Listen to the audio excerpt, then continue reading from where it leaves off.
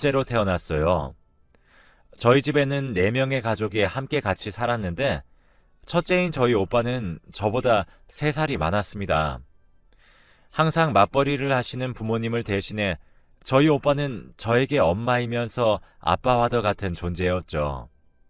항상 새벽에 일을 나가셔서 밤늦게 들어오시는 부모님을 대신해서 저를 챙겨주는 오빠가 너무 고마웠습니다.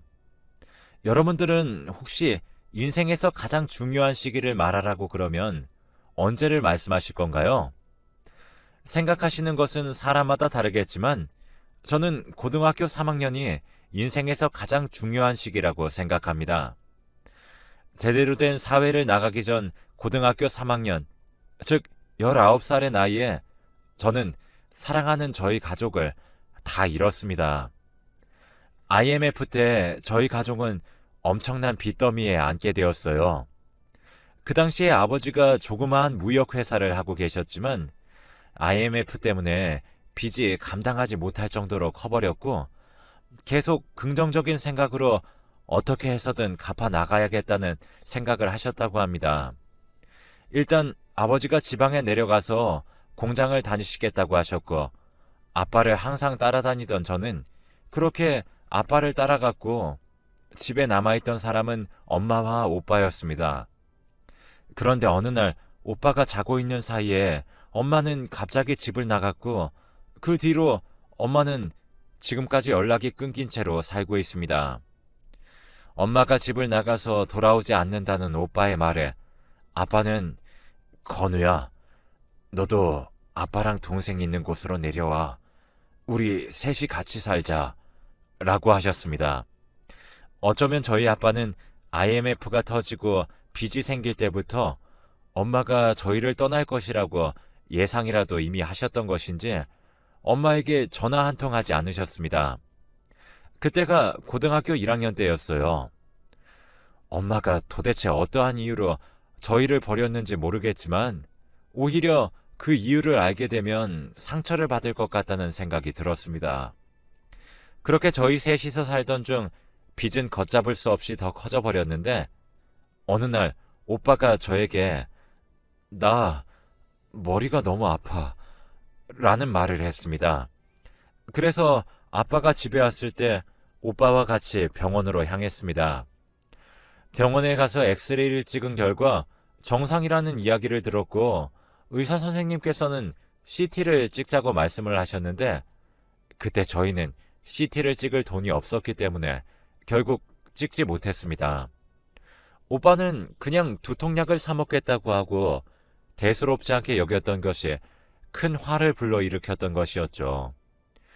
그렇게 며칠이 지나 갑자기 오빠 번호로 전화가 걸려왔습니다. 전화를 받자 오빠의 목소리가 아니었고 오빠 학교 친구의 목소리였습니다. 너네 아버지가 지금 전화를 안 받으셔서 급한 대로 너에게 전화를 했는데 너네 오빠 갑자기 쓰러졌는데 숨을 안 쉬어. 얼른 사거리에 있는 병원으로 와. 이미 제가 병원에 도착했을 때 오빠는 차가운 시신으로 누워 있었습니다. 알고 보니 그때 오빠가 머리가 아프다고 한 이유는 뇌출혈 때문이었던 것이었습니다.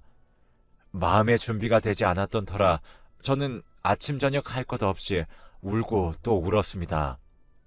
오빠의 장례식장에 있는 영정사진을 보면서도 울고 또 울었습니다.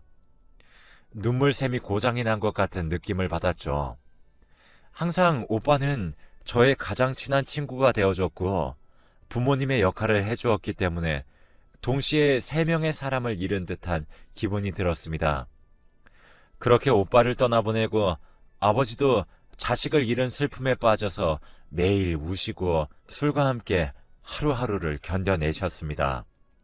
아버지가 술을 드시는 것에 대해서 좋지 않게 생각을 했지만 아버지께서는 항상 지금 이 술이 없으면 나도 너 오빠를 따라 죽고 싶을 것 같다. 하지만 술을 먹고라도 버텨야지. 그래야 너라도 먹여 살리지. 제정신이 아니면 정말 살기가 힘들어. 라는 말씀을 하셨습니다. 제정신이 아니면 못 살겠다라는 아버지의 말씀을 들으니 아버지에게 술을 드시지 말라고 하는 말은 하기도 어렵더라고요. 결국 아버지께서는 몇 년 동안 매일 술만 드셨고 간경화에 걸리게 되셨습니다. 아버지가 항상 토혈을 하시는 것을 보고 몇 번씩 놀라기는 했지만 어쩔 수 없는 것이라고 받아들였습니다. 그렇게 아버지의 병도 심하게 악화되었고 어느 날 자는데 새벽에 아버지가 저를 흔들어 깨우시고는 얼른 구급차를 불러달라고 그러셨습니다. 그때 아버지의 모습을 보니 주위에는 피가 흥건했습니다. 놀란 마음을 최대한 숨기고 구급차를 불렀고 구급차에서 마음의 준비를 이미 저 혼자서 했던 것 같습니다. 그렇게 아버지는 피를 토하시다가 사망을 하셨고 사망 선고를 들었지만 저는 오빠가 죽었을 때보다는 슬픈 감정에 조금은 덜했던 것 같습니다. 이렇게 슬픈 와중에 어릴 때 도망간 저희 어머니는 지금 어디서 뭘 하며 사는지 조금 궁금했지만 그냥 어디선가 잘 살겠지라는 생각을 하면서 저도 저 혼자서 잘 살 수 있다는 것을 보여주기 위해 공부도 열심히 했습니다. 저의 사정을 알았던 이웃들 모두 저를 도와주셨고 반찬과 밥은 물론 제가 살고 있는 집주인 아주머니께서 졸업할 때까지만 여기서 그냥 살아도 괜찮아. 돈도 안 받을 거니까 공부만 열심히 해. 라고 말씀하셨습니다. 저의 사정을 알게 된 학교 친구들도 제가 항상 집에 가면 혼자인 것을 알고 일부러 같이 있자라는 말을 많이 했습니다. 그렇게 엄마와 오빠 그리고 아버지까지 가족 전부를 잃는데 몇 년 걸리지 않았어요. 아버지가 돌아가셨을 때가 고3이었을 때니까요. 사실 저희 오빠는 학교 선생님이 되는 것이 목표였습니다. 공부를 좋아하는 오빠와 달리 저는 그냥 노는 것을 좋아했지만 오빠가 저의 곁을 떠나간 후부터 오빠의 꿈을 제가 대신 이루어줘야겠다는 생각을 했고 그때부터 교사가 되기 위해 죽어라 공부만 했습니다. 저는 항상 속으로 내가 공부를 하지 않으면 나는 살아갈 이유가 없다. 그러니까 내가 살 방법과 살 이유는 공부뿐이다. 가족을 모두 잃은 슬픔에 아파할 시간조차 없이 그냥 무작정 닥치는 대로 공부만 했고 저의 성적은 한없이 좋아졌습니다. 열심히 노력한 끝에 저는 교대에 합격했어요. 그렇게 교대에 합격을 하고 저는 선생님이 되었고 비록 혼자이지만 오빠의 꿈을 대신 이뤘다는 생각에 하루하루를 살아오고 있었습니다. 내가 이렇게 오빠의 꿈을 대신 이뤘으니 하늘에서 오빠가 나를 보면 정말 좋아하겠지? 라는 생각을 항상 했어요. 사실 이런 생각을 하면서 한편으로는 많이 우울했습니다. 이렇게 오빠의 꿈을 대신 이뤄봤자 오빠는 내 옆에 없고 이게 다 무슨 소용인가 등등 정말 안 좋은 생각도 많이 했고 항상 자살이라는 단어를 달고 살았습니다. 하지만 이렇게 어려움을 겪어야지 잘 살 수 있다는 긍정적인 생각을 하면서 저는 악착같이 버텼어요. 그렇게 초등학교 교사가 되었고 처음 배정받은 학교에서 지금의 남편과 인연이 닿았습니다.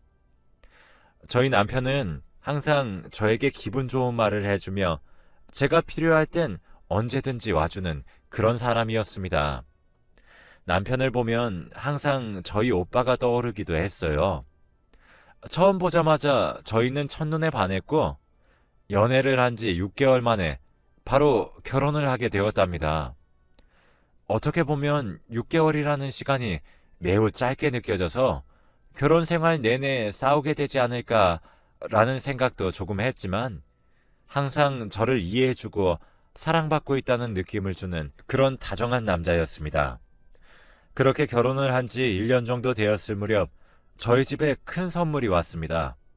바로 아주 예쁜 여자아이를 임신하게 되었는데 남편 식구들은 저의 사정을 이미 다 알고 계셔서 시어머니와 시아버지께서는 저를 항상 딸처럼 대해주셨어요. 시부모님의 그런 행동에 매우 신이 났고 임신한 기쁜 사실을 얼른 전해드리고자 남편과 함께 시부모님 댁을 찾아갔습니다. 당연히 기뻐하실 줄 알았는데 전혀 상상하지도 못한 답변을 듣게 되었어요. 그 아이 지워라. 밑도 끝도 없이 임신했다는 사실을 듣자마자 표정과 말투가 바뀌시더니 저런 무서운 말씀을 하시길래 내가 알고 지내던 시부모님이 맞나라는 생각이 들었죠. 상처를 받을 대로 받아버린 저는 대체 왜 지우라고 그러시는 거예요? 라고 되물었고, 그러자 시부모님께서는 저에게 납득이 되지 않는 말씀을 하셨어요. 너가 임신한 아이가 여자아이잖니? 라고 말씀하시는 게 아니겠어요? 지금 시대가 어느 시대인데 남자아이만 원하시는 것을 저는 전혀 이해할 수 없었어요. 남편도 부모님의 행동에 화가 났고 저와 남편은 시부모님의 댁에서 나와 바로 집으로 향했습니다. 집으로 가는 동안에 남편은 저에게 이런 말을 했어요. 우리가 준비도 안 된 상태에서 임신을 덜컥 해버리는 바람에 당황을 하셔서 저렇게 말씀을 하신 것 같으니까 너무 상처받지 말고 너무 마음에 담아두지 마. 내가 나중에 엄마랑 아빠한테 말씀드릴게. 아무리 남편의 말을 이해하고 싶었지만 이해가 가지도 않았고 이해를 하고 싶지도 않았습니다. 내 새끼가 시부모님한테 축복받지 않을 자식이라면 얼마나 슬플까 하는 생각도 들었네요. 그렇게 심란하고 우울한 생각을 갖고 있던 어느 날 시부모님은 아무렇지 않으신 듯 남편이 집을 잠깐 비운 사이에 저희 집을 방문하셨습니다. 사실 그 일이 있고 난 뒤에 시부모님을 맞이하고 싶지 않았어요. 하지만 남편의 부모님이라는 이유로 예의상 맞이했습니다. 그러자 시어머니와 시아버지께서는 아가, 저번에 그렇게 말한 게 너무 심하게 이야기를 한 것 같아서 미안한 생각이 들어서 이렇게 찾아왔어. 이거 임신한 사람들이 먹으면 좋다는 보약이라서 내가 아주 비싸게 지어왔으니까 하루에 하나씩 꼭 먹어야 돼. 이렇게 말씀을 하시면서 직접 지어오신 보약을 저에게 건네셨고 저는 예의상 그 보약을 건네받았습니다. 아무리 보약이라고는 하지만 어떤 보약인지 설명도 안 해주시고 향도 이상한 느낌이 들었고 무엇보다도 갑자기 시부모님이 어떠한 일을 겪으셨길래 사과를 하는지 의문이 들었습니다. 그래서 그 보약을 받기만 하고 먹지는 않은 채 한약방으로 그 보약을 가져갔습니다. 그 한의사에게 이 보약은 도대체 어떤 보약이냐고 물어봤더니 그 한의사는 저에게 이런 말을 했습니다. 도대체 이렇게 안 좋은 보약은 어디서 구하신 거예요? 이런 보약은 구하기도 힘들 텐데. 아주 안 좋은 것으로 만들었고 더군다나 임신에 좋지 않은 팥이랑 녹두랑 이런 게 들어가 있네요. 임신을 준비하시는 분이시거나 이미 임신을 하신 분에게는 아주 안 좋은 보약입니다. 이 말을 듣고 저는 충격을 받아버렸죠. 저는 당장 시부모님께 가서 따지고 싶고 물어보고 싶은 질문도 많았지만 무엇보다도 저를 가장 아끼는 남편에게 이 사실 빨리 전해야겠다는 생각이 들었습니다. 여보, 충격받지 말고 내 얘기 잘 들어. 당신 집에 없는 사이 어머니랑 아버지 잠깐 우리 집에 왔다가 가셨거든? 나한테 저번에 임신에 대해서 안 좋게 이야기하신 것 때문에 신경이 쓰이셔서 오셨다고 했단 말이야. 근데 어떤 보약을 한 박스나 주시고 가셨어. 내가 아무리 생각을 해봐도 갑자기 사과를 하시는 게 이해가 되지 않았고, 그리고 어떤 재료가 들어간 보약이다 라는 설명도 안 해주시고 그냥 임신에만 좋은 보약이라고 설명을 해주시길래 혹시나 하는 마음에 방금 이 보약을 들고 한의원을 다녀왔는데 글쎄 이 보약을 먹으면 유산을 할 가능성이 큰 보약이래. 나 지금 충격을 많이 받아서 어떻게 해야 할지 모르겠어. 저의 말을 들은 남편은 충격을 먹은 듯 잠시 아무 말도 하지 않았습니다. 그렇게 정적이 몇 초 정도 흐른 뒤에 남편이 저에게 잠깐 전화를 끊으라고 하였고 그렇게 남편과 전화를 끊은 뒤 몇 시간 뒤에 전화가 와서는 잠깐 나랑 어디 좀 가자 라는 말을 했습니다. 대체 목적지가 어디인지 알려주지도 않은 채 무작정 가자는 남편이 의심스러웠지만 그냥 따라 나섰습니다. 그렇게 도착한 곳은 시부모님의 댁이었어요. 여보, 갑자기 여길 왜 와? 저의 말에 대답도 하지 않은 채 저의 손을 붙잡고 집으로 들어갔습니다. 남편은 시부모님의 얼굴을 보자마자 인사는커녕 화를 내기 시작했어요. 엄마랑 아빠는 임신을 한 며느리 보며 기뻐해도 모자랄 판에 왜 그런 보약을 주신 거예요? 그 보약 먹고 큰일이라도 생기길 원했던 거예요? 이제 긴 말 필요 없고 이제부터 저에겐 부모님은 없는 겁니다. 그렇게 아세요? 남편이 이런 폭탄 선언을 할 줄은 정말 상상도 못했습니다. 현관문을 나서면서 시부모님께서는 저희의 이름을 아주 크게 부르셨지만 저희는 대답조차 하지 않고 앞만 보며 나왔습니다. 그렇게 다시 우리 집으로 가기 위해 차에 올라탔고 차 시동을 걸기 전에 남편은 갑자기 눈물을 흘리기 시작했어요. 당신한테 그런 짓을 당하게 만들어서 진짜 미안해. 임신한 거 축하받지도 못하고 내가 너무 못나서 그런 것 같아. 하지만 내가 당신이랑 우리 딸만큼은 아주 멋지고 근사하게 키울 자신 있어. 그러니까 나만 믿고 따라왔으면 좋겠어. 남편의 눈물과 진지한 이야기를 듣고 저는 정말 결혼을 잘했다는 생각과 남편에 대한 믿음이 생겼습니다. 그렇게 듬직한 남편 덕분에 10개월 동안 스트레스 한번 받지 않으며 먹고 싶은 음식도 마음껏 먹고 갖고 싶은 것 있으면 다 갖고 지냈습니다. 그렇게 진통이 시작되었고 병원에 입원을 하고 몇 시간 동안 진통이 시작되었는데 입원실에 있던 저는 분만실로 이동을 했고 남편에게 전화를 해서 분만실로 간다고 전화를 했어요. 10시간 정도의 고통의 시간이 흘렀고 초음파로만 보던 저희 딸을 실제로 보게 되었습니다. 딸의 눈과 코는 저희 남편을 닮았고 입술은 저를 닮아서 아주 예쁘더라고요. 딸이 태어난 그때는 몇십 년이 지난 아직까지도 기억에 남습니다. 하지만 분만이 끝남과 동시에 저의 옆에 있어줄 것처럼 말을 하던 남편이 무슨 일이 생긴 것인지 저의 옆에 있지 않았습니다. 도대체 어디에 있는 건지 연락조차 되지 않았는데 다음날 갑자기 모르는 번호로 전화가 걸려왔습니다. 알고 보니 종합병원에서 걸려온 전화였습니다. 지금 최선호 씨 위급한 상황입니다. 얼른 병원으로 와주셔야 할 것 같아요. 저는 남편을 잃을 수 없다는 생각으로 당장 남편이 있는 병원으로 갔습니다. 병원에 도착을 하니 담당 의사 선생님께서는 안전벨트도 매지 않은 상태로 과속을 하다가 교차로에서 큰 화물차에 부딪혀 교통사고가 있었습니다. 다행히 위급한 상황은 넘겼습니다만 며칠은 더 지켜봐야 할 것 같습니다. 라고 하셨죠. 저는 계속 속으로 기도를 했습니다. 식물인간 판정을 받아도 좋으니 제발 남편을 죽지만 않게 해달라고 빌었어요. 제 소원을 들어주셨는지 남편은 비록 전신마비가 되었지만 목숨은 건지게 되었습니다. 팔다리 의지대로 움직이지 못하고 목 위로만 움직일 수 있었는데 저는 그것만이라도 정말 감사했어요. 아버지와 오빠가 세상을 떠나버려서 남편마저 세상을 떠날까봐 정말 두려웠거든요.